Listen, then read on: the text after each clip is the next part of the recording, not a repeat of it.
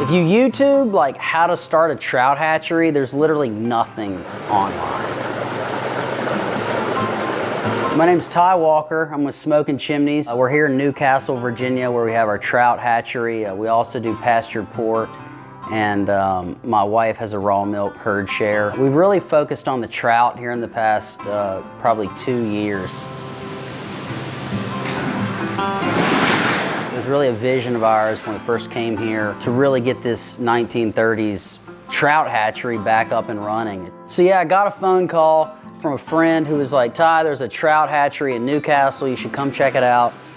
So I came up here with him and we walked around, but none of the water was on. So I was like, I don't know if this is a trout hatchery or not. And he's like, well, it's a trout hatchery. It used to be. Hey, Bush Light. Goes down like a cool mountain stream.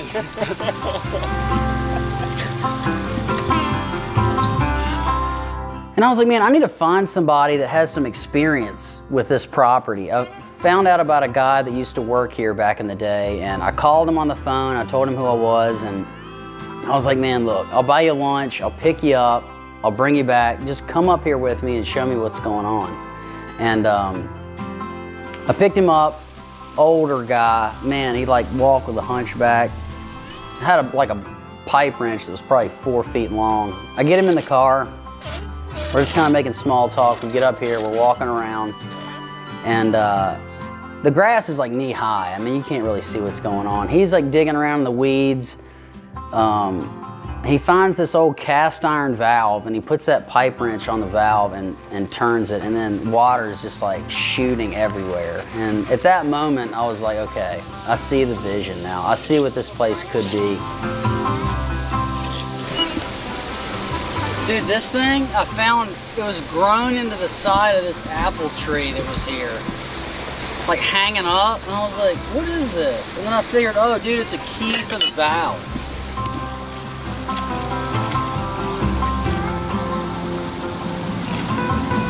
It took us about a year just to get all the trash cleaned up and just sort of get the place sort of going in the right direction. Then the whole second year was us working with the state in getting all of our licenses and certifications to process the trout. That was a big deal.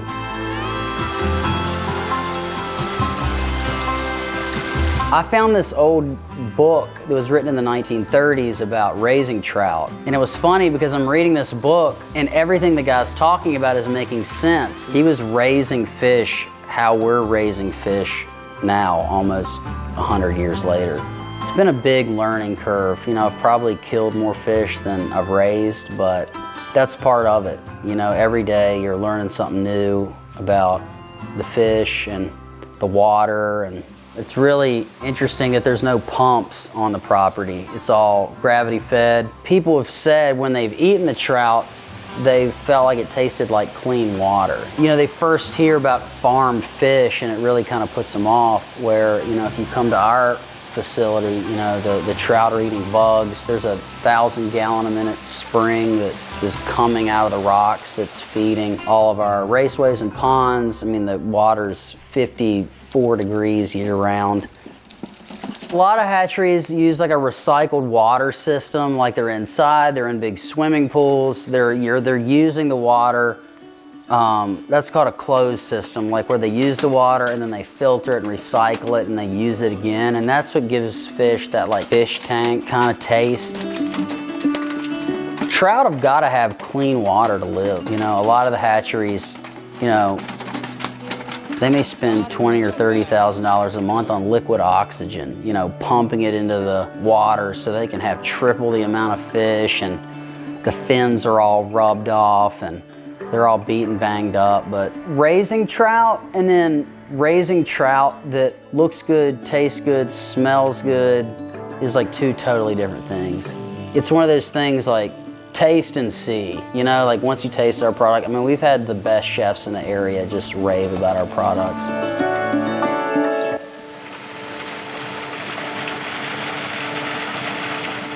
Just in our own family, we've really seen the benefits of regularly eating whole, unprocessed food, you know, and our moods and, you know, our kids' health. So we're firm believers in eating, you know, whole, clean food. I think for like most of my life, or maybe not most, but a lot of it, I've just worked on different projects and different things that I didn't really feel like I saw like the fruits of my labor. You know, with this trout, you're feeding it every day, you're taking care of it, you're processing it, and at the end of the day, you have a product that people love to cook and eat. You know, it's very rewarding. I feel like you can provide a healthy, well-raised product for people, and for me, that's pretty rewarding.